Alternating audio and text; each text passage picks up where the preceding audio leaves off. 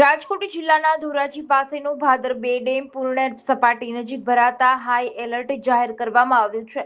Rule level જાળવવા ડેમના 5 દરવાજા 1.82 મીટર સુધી ખોલાયા છે.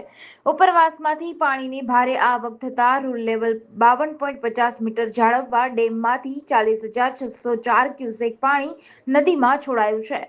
ભાદર 2 ડેમમાં હાલ નીરની આવક સામે 40,604 ક્યુસેક પાણીની જાવક ચાલુ રહેતા ભાદર નદી બે કાંઠે વહેતી થઈ છે.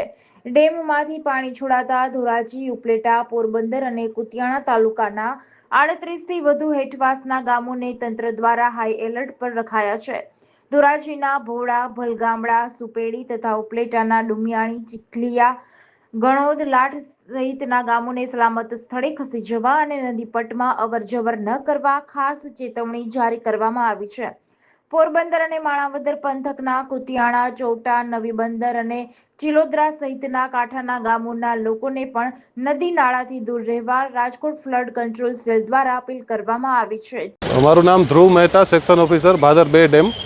હાલમાં આ મહિનાનું રૂલ લેવલ જે 52.50 છે એ જાળવવા માટે ડેમના 5 દરવાજા 6 ફૂટ ખોલવામાં આવેલ છે અને નીચેના ગામોને તાકીદ કરવામાં આવેલ છે કે નદીના પટમાં અવરજવર ના કરે. 40,000 ક્યુસેક્સની આવક છે, એની સામે 40,000 ક્યુસેક્સ પાણી છોડવામાં આવી રહેલ છે. 19 ગામોને એલર્ટ કરવામાં આવેલ છે. ધોરાજી, ઉપલેટા અને કુતિયાણાના 19 ગામોને એલર્ટ કરવામાં આવેલ છે. જીડીસી ન્યૂઝ સાથે વિપુલ ધામેચા, ધોરાજી.